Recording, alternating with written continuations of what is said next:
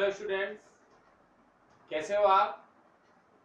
कल हमने दर्पण सूत्र के बारे में अध्ययन किया था।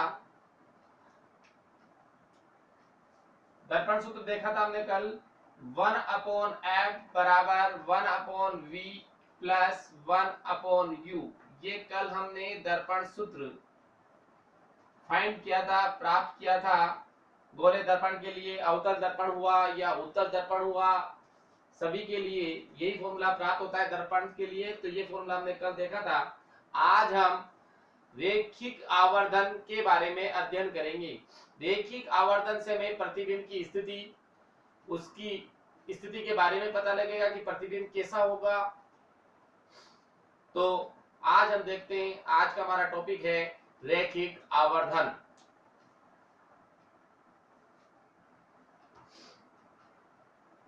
लीनियर मैग्निफिकेशन, रैखिक आवर्धन, रैखिक आवर्धन।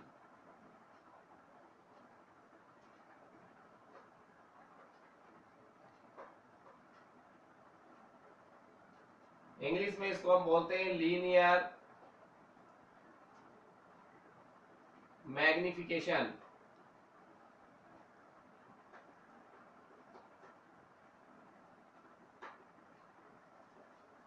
Linear magnification. तो आज हम अध्ययन कर रहे हैं रेखिक आवर्धन, लीनियर मैग्निफिकेशन, प्रतिबिंब की स्थिति के बारे में जानने के लिए। तो देखें, लीनियर मैग्निफिकेशन की डेफिनेशन हो जाएगी कि प्रतिबिंब की ऊंचाई तथा बिंब की ऊंचाई का अनुपात, प्रतिबिंब की ऊंचाई तथा बिंब की ऊंचाई का अनुपात रेखिक आवर्धन कहलाता है। मतलब जो हमने किसी दर्पण के सामने वस्तु रखी है, उस वस्तु का जो प्रतिबिंब बनेगा उसकी हाइट, उस बनने वाले प्रतिबिंब की हाइट तथा जो वस्तु लिए उसकी हाइट का अनुपात ही रेखिक आवर्धन कहलाता है। इसको ही हम पहले सबसे पहले डेफिनेशन लिख लेते हैं।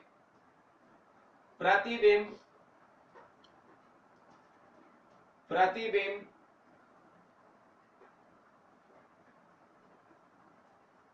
की ऊंचाई, प्रतिबिंब की ऊंचाई तथा बिंब की ऊंचाई तथा बिंब की ऊंचाई का अनुपात रैखिक आवर्धन कहलाता है।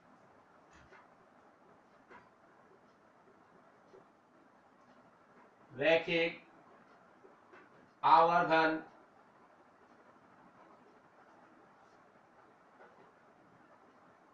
कहलाता है। इसे हम स्मॉल एम से प्रदर्शित करते हैं। किससे प्रदर्शित करते हैं? स्मॉल एम से। क्यों? क्योंकि आवर्धन को हम इंग्लिश में कहते हैं मैग्निफिकेशन। इस वजह से मैग्निफिकेशन का जो फर्स्ट वर्ड है वो है एम। इस वजह से इसको हम किससे प्रदर्शित करते हैं? स्मॉल एम से प्रदर्शित करते हैं।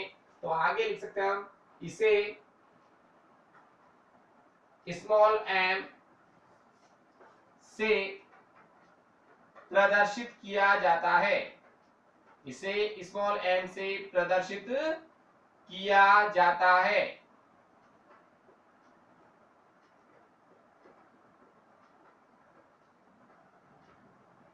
तो परिभाषा हो गई, प्रतिबिंब की ऊंचाई, बनने वाला जो प्रतिबिंब है उसकी हाइट तथा जो वस्तु हमने ले रखी है, जो बिंब हमने ले रखा है उसकी हाइट का जो अनुपात है उसी को बोला जाता है रेखिक आवर्धन, लीनियर मैग्निफिकेशन।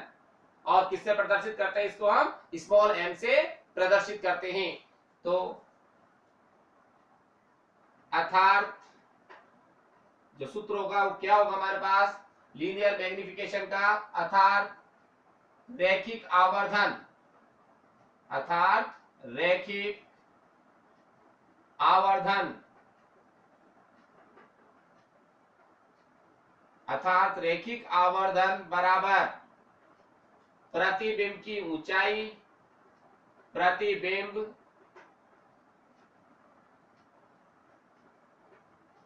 की ऊंचाई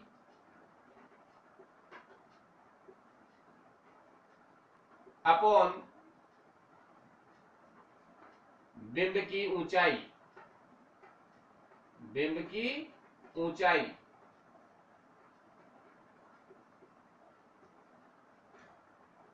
मतलब ऊपर तो आ गया हमारे पास height of image and upon height of image upon height of object, वो तो प्रतिबिंब की ऊंचाई बटे बिंब की ऊंचाई। और जो रैखिक आवर्धन होता है उसको लिखते हैं हम किससे, स्मॉल एम से प्रदर्शित करते हैं। किससे प्रदर्शित करते हैं, स्मॉल एम से।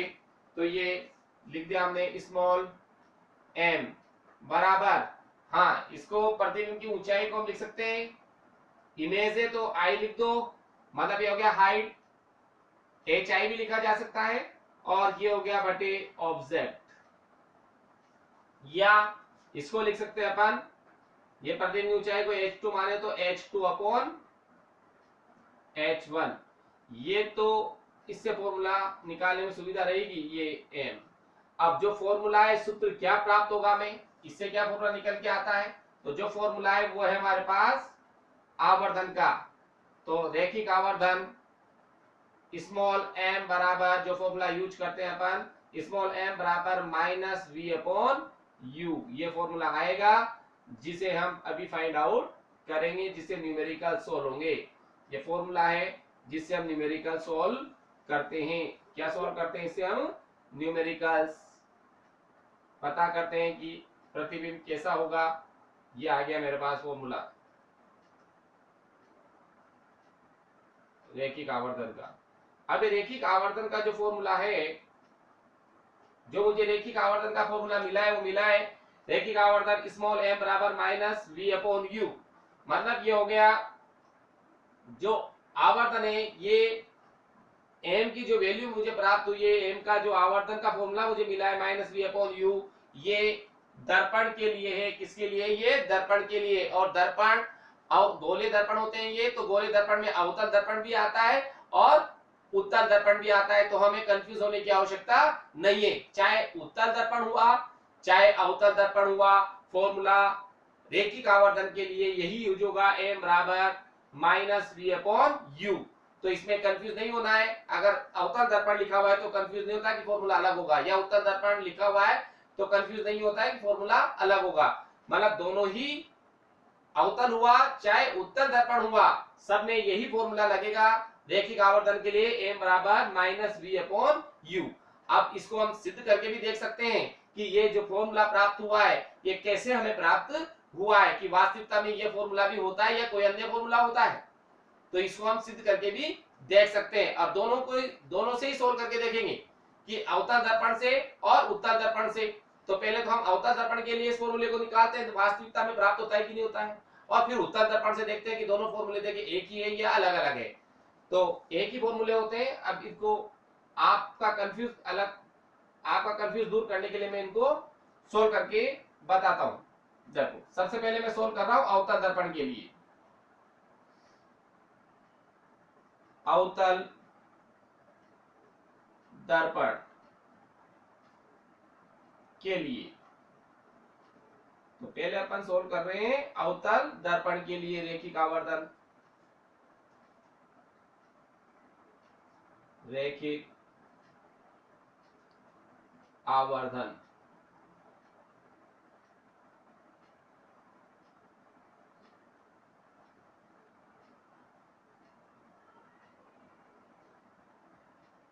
तो देखें, सबसे पहले अवतल दर्पण है तो सबसे पहले हम अवतल दर्पण लेंगे।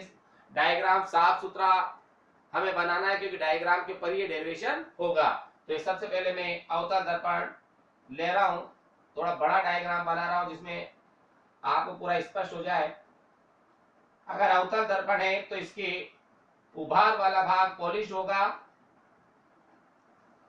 उभार वाला भाग मैंने पॉलिश कर दिया, और जो इसका दबा हुआ भाग है वो परावर्तक पृष्ठ का कार्य करेगा, जैसा कि हम दर्पण में पढ़ते हुए आए हैं। ये इस दर्पण की मुख्य अक्ष है, ये इस दर्पण की, अवतल दर्पण की मुख्य अक्ष हो गई, ये मुख्य अक्ष।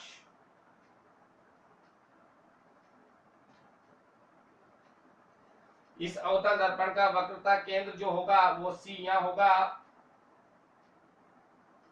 ये इसका फोकस एफ, फोकस बिंदु। अब हम, ये ध्रुव है, इस अवतल दर्पण का ध्रुव। अब वस्तु को हम वक्रता केंद्र से कुछ दूर रखते हैं, कहीं भी रखकर हम डायग्राम बना सकते हैं। तो ये वस्तु हो गई ए बी, जिसे हम बिंब बोल रहे हैं, बिंब बोलो या वस्तु बोलो, ये वस्तु हो गई ए बी। इस वस्तु से चलने वाली पहली किरण जो है मुख्य अक्ष के समांतर चलती है। इस वस्तु से चलने वाली, इस वस्तु से चलने वाली आपतित प्रकाश किरण जो मुख्य अक्ष के समांतर है, कौन सी किरण है वो, एपी। तो जो किरण मुख्य अक्ष के समांतर आ रही है, ये दर्पण से, अवतल दर्पण से परावर्तन के पश्चात मुख्य फोकस से होकर गुजरती है। क्लियर है? हमने 4 किरणें पढ़ी थी, और उन 4 किरणों में से किन्हीं भी 2 किरणों से, 2 किरणों के मिलने से प्रतिबिंब का निर्माण होता था। तो यहाँ पर भी वही कंडीशन है, पहली किरण में ले रहा हूं कि ये एपी जो किरण है मुख्य अक्ष के समान, वस्तु से चलती हुई मुख्य अक्ष के समांतर निकल रही है और मुख्य अक्ष के समांतर चलती है, और दर्पण जो है उसके बिंदु पीप से इसका परावर्तन होता है, और परावर्तन के पश्चात मुख्य फोकस से होकर गुजर जाती है, क्योंकि मुख्य अक्ष से समांतर आ रही है तो परावर्तन के बाद मुख्य फोकस से होकर ही गुजरेगी, पहली किरण। दूसरी, मुख्य अक्ष से, सॉरी, वस्तु से चलने वाली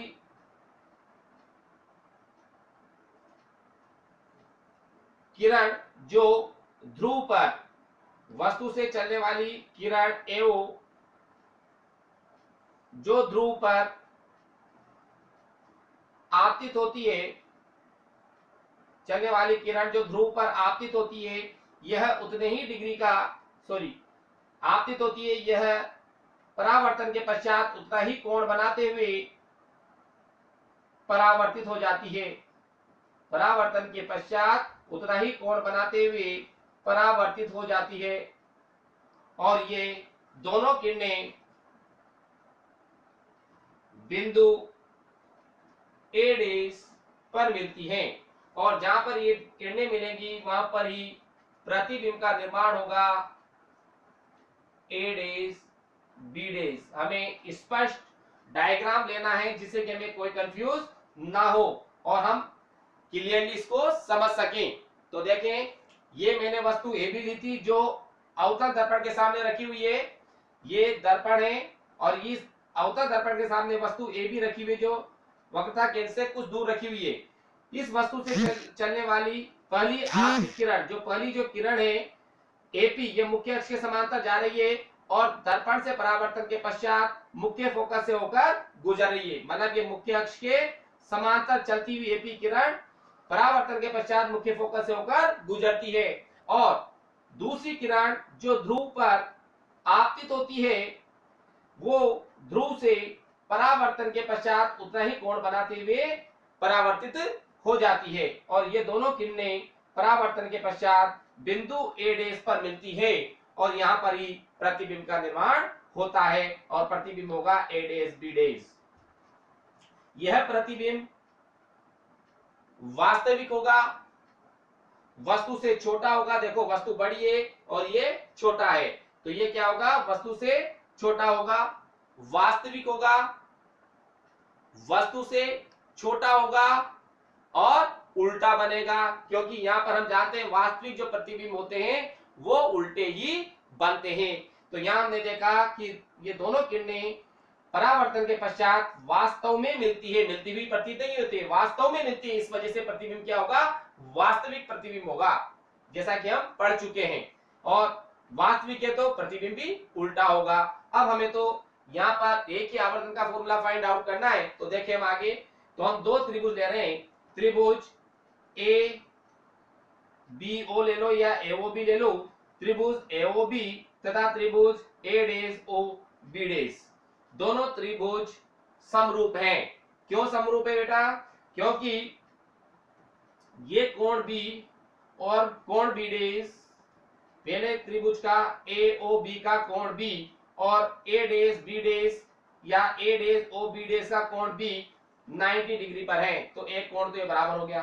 दूसरा कोण कोण ये आई और ये कोण आर, ये दोनों भी बराबर हैं क्योंकि ध्रुव पर आपतित है, तो समरूप हो गया। समरूप हो गए, कोई भी दो कोण बराबर है तो समरूपता की कंडीशन लग जाती है, और समरूपता की कंडीशन लग गई तो उसके अकॉर्डिंग हम क्वेश्चन सोल्व करेंगे। तो देखिए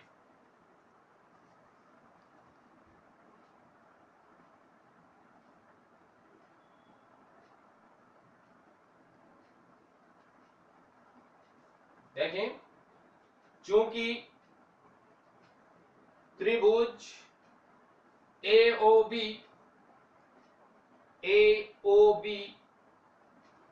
तथा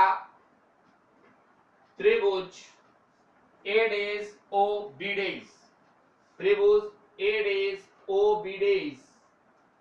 समरूप हैं। क्या ये समरूप हैं? क्योंकि चाहो तो अपन रीजन भी लिख सकते हैं, क्योंकि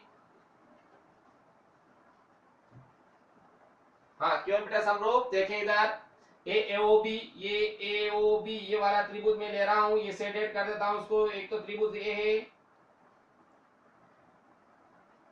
और दूसरा त्रिभुज अपने पास ये वाला है, ये दोनों त्रिभुज में क्रिया चल रही है। तो देखो त्रिभुज AOB, तो त्रिभुज AOB में कोण B, पहले इस AOB का लिखेंगे, कोण B बराबर कोण B डेज। ये कोण B, इसका तो कोण B और इसका कोण B डेज, क्या ये समकोण, समकोण है। क्या ये दोनों कोण समकोण। तथा दूसरी कंडीशन, कोण AOB बराबर कोण A डेज OB डेज, कोण AOB बराबर कोण A डेज OB डेज। क्यों बराबर है बेटा ये? क्योंकि ध्रुव पर ये किरण आपतित हो रही है तो उतना ही कोण बनाते हुए परावर्तित हो जाएगी। रीजन हो गया कोण I बराबर कोण R। तो दो कंडीशन प्राप्त हो गई, मतलब दो कंडीशन अप्लाई हो रही है इसमें, दो कोण बराबर हो रहे हैं, तो ये क्या होगा समरूप। इसलिए समरूपता की कंडीशन से, इसलिए समरूपता की कंडीशन से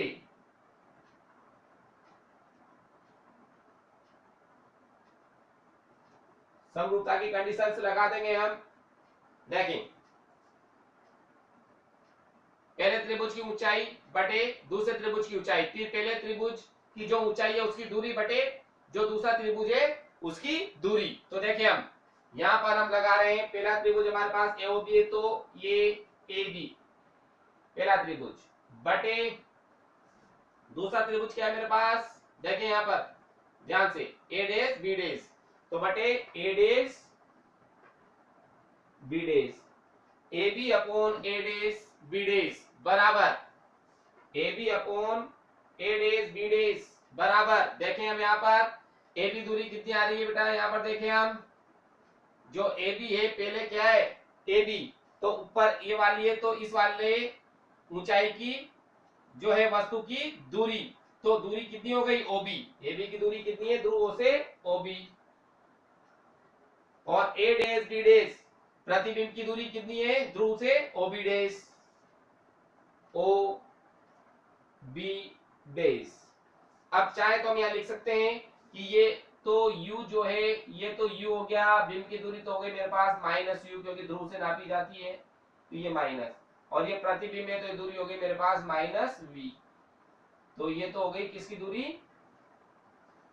A डेज B डेज की जो मतलब OB डेज, तो हो गया -V और OB हो गया -U। तो यहाँ पर हमारे पास आ गया AB को हम हाइट भी लिख सकते हैं और AB को हम I भी लिख सकते हैं। तो यदि मैंने इस दूरी को, ये हाइट को माना मैंने h1 और इस हाइट को माना मैंने h2, क्या माना मैंने h2, ये हाइट ले ली अपन ने h2, तो ये हो गया अपने पास h1, वस्तु की जो ऊंचाई है वो h1 ले ली, और प्रतिबिंब की जो ऊंचाई है वो अपन ने क्या ले ली, h2 ले ली। तो देखते हैं अब h2 जो होगा क्या होगा।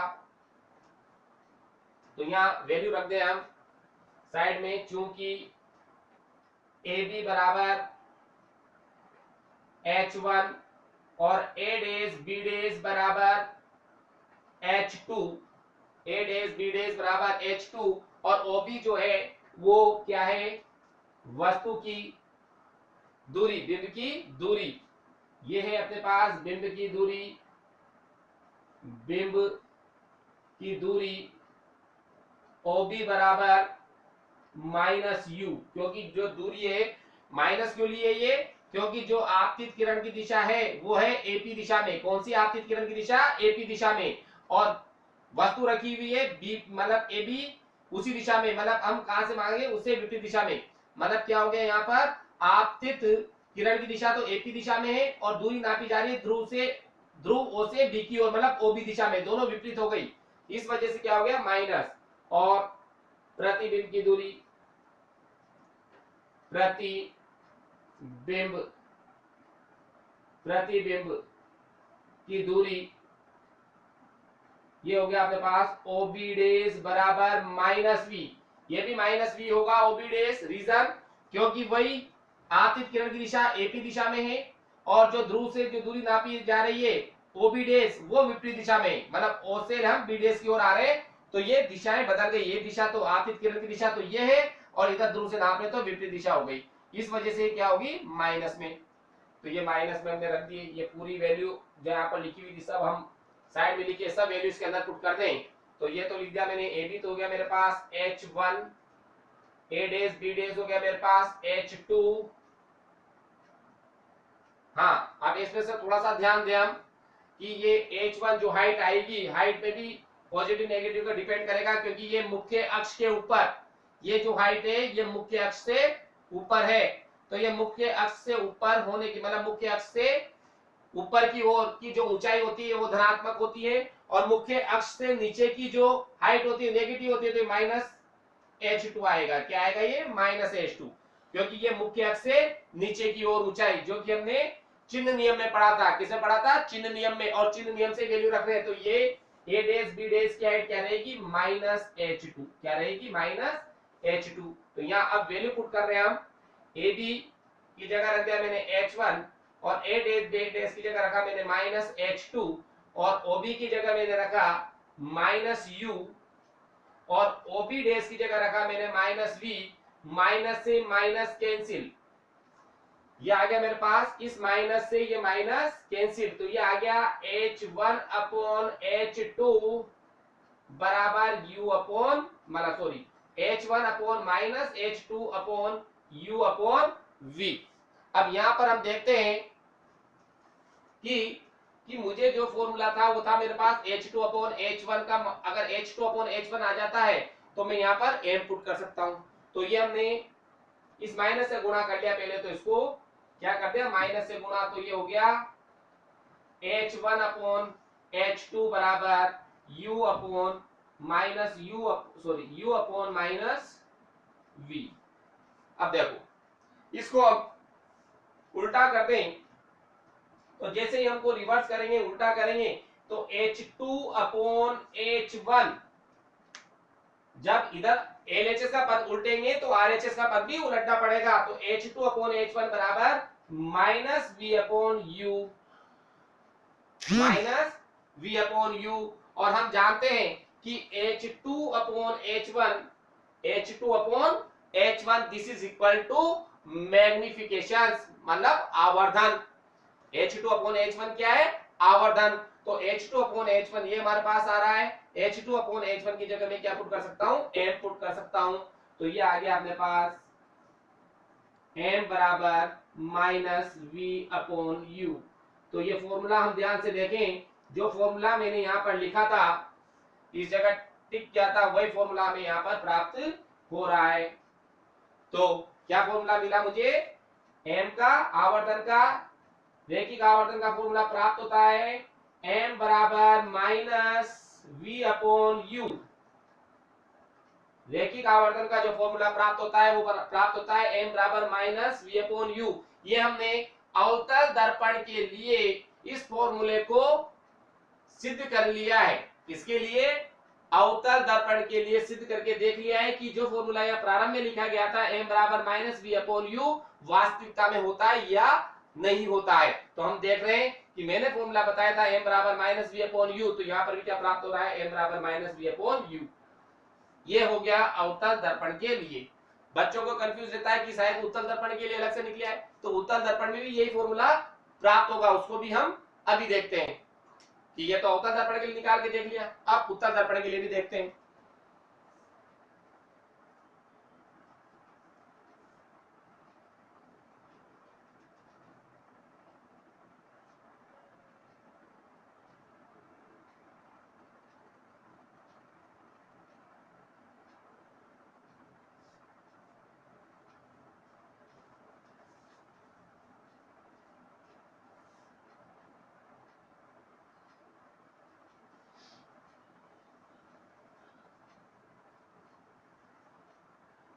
तो अब हम यही फॉर्मूला निकाल रहे हैं उत्तल दर्पण के लिए रैखिक आवर्धन।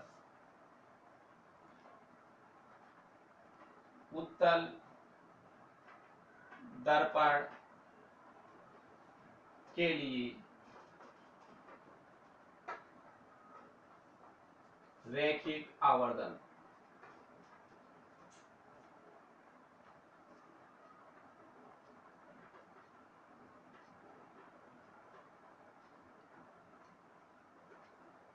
अब देखते हैं कि रैखिक आवर्धन का फॉर्मूला किसके लिए, उत्तल दर्पण। देखो अब उत्तल दर्पण में ये अपन ले रहे हैं एक उत्तल दर्पण। उत्तल दर्पण में दबा हुआ भाग पॉलिश्ड होता है। उत्तल दर्पण में दबा हुआ भाग क्या होता है, पॉलिश्ड, और उभार वाला भाग क्या होता है, परावर्तक पृष्ठ। तो ये हो गया इसका मुख्य अक्ष।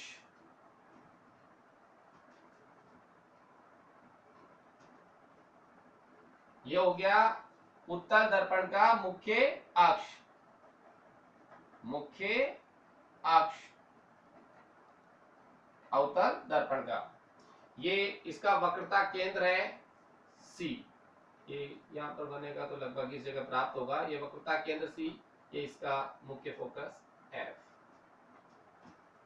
अब हम देखते हैं यहाँ पर इस उत्तल दर्पण के सामने कहीं कहीं पर भी एक वस्तु रखी हुई है। ये वस्तु मान लिया अपने कि ये वस्तु रखी हुई है, यहाँ पर ये वस्तु है AB। ये किरण इस वस्तु से मुख्य अक्ष के समांतर चल रही है, तो ये कहां से, ये किरण जो मुख्य अक्ष के समांतर जाएगी ये फोकस से गुजरती हुई प्रतीत होगी। या डायरेक्ट इसको नहीं बनाए तो अपन डायरेक्ट ले सकते हैं, जो किरण वक्रता केंद्र C से होकर गुजरेगी वो बिना विचलित हुए वापस उसी मार्ग पर लौट आएगी। यहाँ तो जाएगी, पीछे डॉट डॉट डॉट जाती हुई प्रतीत होगी, ऐसा लगेगा ये यहाँ से आ रही है। ये किरण इधर गई और ये किरण वापस इसी मार्ग पर लौट आई इधर की ओर। अब देखिए दूसरी किरण हम लेते हैं। ये हमारे पास ध्रुव है, ध्रुव O। अब दूसरी किरण जो ध्रुव पर आपतित होती है, ये ध्रुव पर आपतित हो रही है किरण। ध्रुव पर आपतित होने के बाद यहां से ये परावर्तित होती है। ये किरण यहां से परावर्तित हो जाती है ध्रुव O से।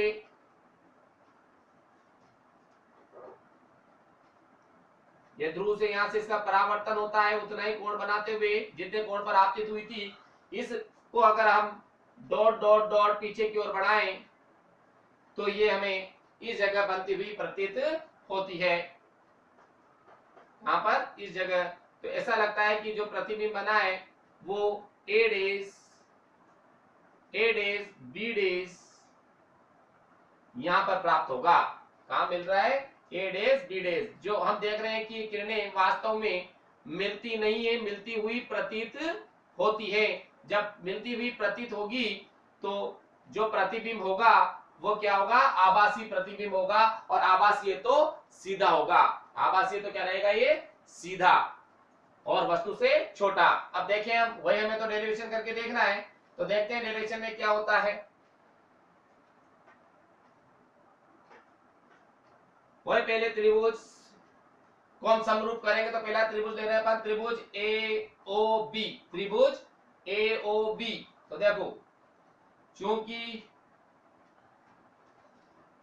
त्रिभुज ए ओ बी तथा त्रिभुज, दूसरा त्रिभुज ले लो, कौन सा त्रिभुज, ए डेश ओ बी डेश, त्रिभुज ए डेश ओ बी डेश। पहला त्रिभुज है मेरे पास ए ओ बी और दूसरा त्रिभुज है ए डेश ओ बी डेश, समरूप है। मैं लिख रहा हूं समरूप है, समरूप है। क्यों है वो रीजन भी लिखेंगे हम, समरूप है क्योंकि जब एक स्पष्ट हो जाएगा तो समरूपता की कंडीशन लगा देंगे। क्योंकि क्या कारण है बेटा, ये कोण बी, पहले एओबी का कोण बी, तो कोण बी बराबर ए डेश ओ बी डेश में क्या है, कोण एओबी में तो कोण बी, और ए डेश ओ बी डेश में कोण बी डेश, क्या ये समकोण है। तो ये दोनों कोण क्या रहेंगे, बराबर होंगे। अब बात करें हम, ये तो कोण आई है और ये कोण आर है, ये कोण आर है, तो ये कोण और ये कोण क्या होंगे, बराबर होंगे। ये भी क्या रहेगा, आर रहेगा, क्योंकि क्या ये शीर्षाभिमुख कोण है। कौन से कोण है, शीर्षाभिमुख कोण, क्योंकि इसी किरण को मैंने डॉट डॉट डॉट पीछे बढ़ाया है, क्योंकि ये ध्रुव पर आपतित हो रही तो उतना ही कोण बनाते हुए परावर्तित हो जाएगी, और इसको पीछे बढ़ाने पर ये दोनों कोण इस प्रकार से कोई दो तिर्यक रेखाएं काटे, ये और इस प्रकार से कोई दो तिर्यक रेखाएं काटे, तो इस प्रकार सामने बनने आमने सामने वाले कोण शीर्षाभिमुख कोण कहलाते हैं। तो ये कोण आर है, तो ये वाला कोण भी क्या होगा, आर होगा।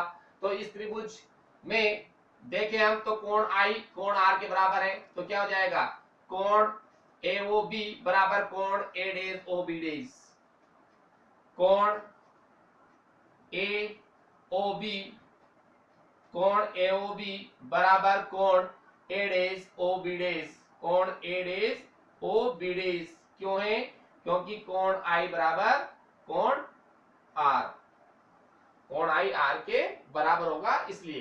तो जब दो कोण बराबर है तो समरूपता की कंडीशन लग गई, इसलिए दोनों समरूप होंगे। अतः समरूपता की कंडीशन से, अतः समरूपता की कंडीशन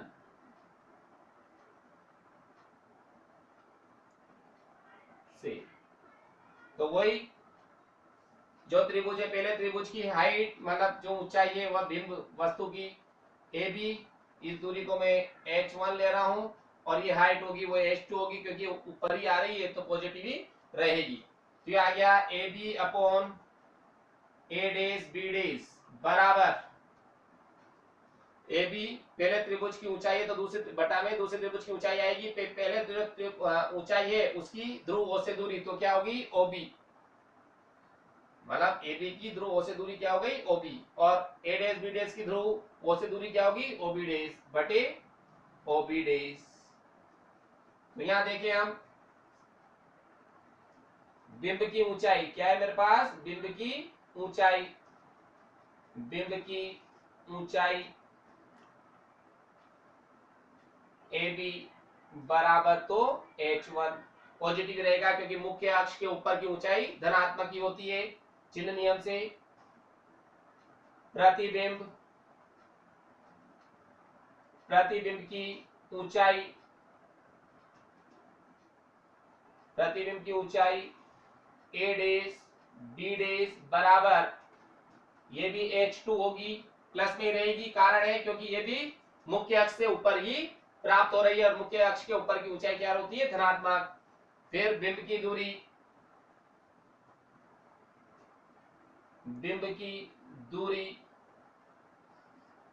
ओबी, ये माइनस में प्राप्त होगी क्योंकि उधर से नापी जा रही है माइनस यू, और तो आ गया ओबी, बिंब की दूरी ओबी बराबर माइनस यू, ओबी बराबर माइनस यू।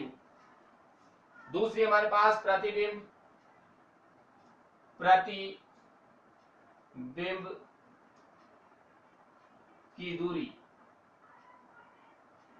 प्रतिबिंब की दूरी ओबी डेज, ओबी डेज बराबर, अब जो प्रतिबिंब है ये आपतित किरण इधर की ओर जा रही है और प्रतिबिंब ओबी डेज जो है वो भी आपतित किरण की दिशा में ही है, तो ये क्या रहेगी, पॉजिटिव रहेगा, क्योंकि दर्पण के दूसरी ओर प्राप्त हो रहा है, तो ये V पॉजिटिव में।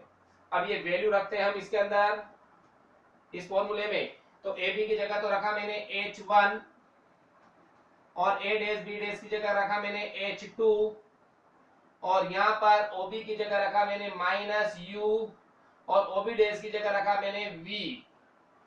अब उसको इस वाले पद को हम बदलते हैं, उलट देते हैं, तो ये हो गया हमारे पास H2 अपॉन LHS को उल्टा कर दिया, H2 अपॉन H1 बराबर RHS भी उल्टा हो जाएगा तो -V अपॉन U। और हम जानते हैं चूंकि M बराबर क्या होता है, चूंकि M बराबर वही H2 अपॉन H1, तो ये M की जगह H2 अपॉन H1 की जगह मैं M पुट कर दूं तो M बराबर आ गया -V अपॉन U। ये आ गया अपने पास M बराबर -V अपॉन U। अब ध्यान से देखें हम कि दोनों ही फॉर्मूले बराबर प्राप्त हो रहे हैं, सेम। ये फॉर्मूला मिला हमें M बराबर -V अपॉन U, जो फॉर्मूला मैंने रैखिक आवर्धन पढ़ाते समय प्रारंभ में लिखा था M बराबर -V अपॉन U, और बोला था कि अवतल दर्पण हो चाहे उत्तल दर्पण हो सभी के लिए रैखिक आवर्धन का मान समान ही होगा, तो ये रैखिक आवर्धन का फॉर्मूला हमें प्राप्त होता है, जिससे हम वस्तु की स्थिति का पता लगाते हैं कि वस्तु किस स्थिति में है। ये रैखिक आवर्धन का फॉर्मूला नोट लगा के लिख सकते हैं हम, नोट में NOT नोट,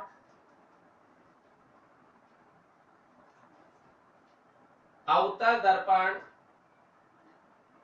अवतल दर्पण तथा उत्तल दर्पण दोनों के लिए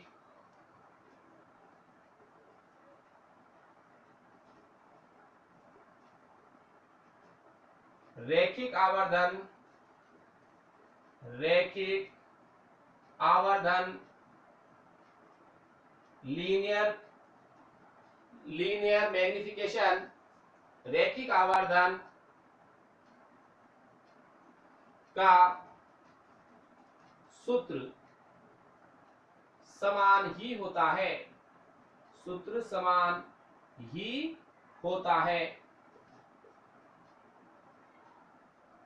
इससे हम कोई कंफ्यूज नहीं होंगे, कि हमें कोई कंफ्यूज उत्पन्न नहीं होगा कि अवतल दर्पण है तो अवतल दर्पण है तो रैखिक आवर्धन का फॉर्मूला क्या होगा, और उत्तल दर्पण है तो रैखिक आवर्धन का फॉर्मूला क्या होगा। इसमें हमें कंफ्यूज होने वाली कोई कंडीशन नहीं होगी, क्योंकि दोनों ही दर्पण के लिए रैखिक आवर्धन का मान क्या होता है, समान होता है। ये जो फॉर्मूला प्राप्त हुआ है M बराबर -V अपॉन U, इस फॉर्मूले के आधार पर हम आवर्धन, रैखिक आवर्धन की एक और परिभाषा दे सकते हैं।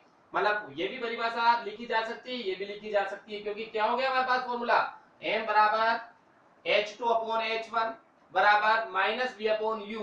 तो एक फॉर्मूला, एक डेफिनेशन तो हमने दे ही दी कि प्रतिबिंब की ऊंचाई बटे बिंब की ऊंचाई का अनुपात क्या कहलाता है, रैखिक आवर्धन कहलाता है। लेकिन अगर इसके आधार पर दें तो ये क्या है, प्रतिबिंब की दूरी, क्या है ये, प्रतिबिंब की दूरी, और नीचे क्या है, बिंब की दूरी का अनुपात भी क्या कहलाता है, रेखीय आवर्धन कहलाता है। तो इसके आधार पर एक परिभाषा और लिखी जा सकती है, क्या लिखी जा सकती है, उसको हम नीचे लिख सकते हैं, या लिख लो यहाँ पर अर्थात लगाकर,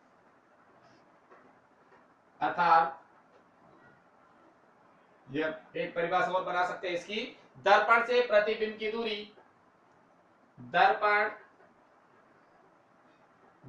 से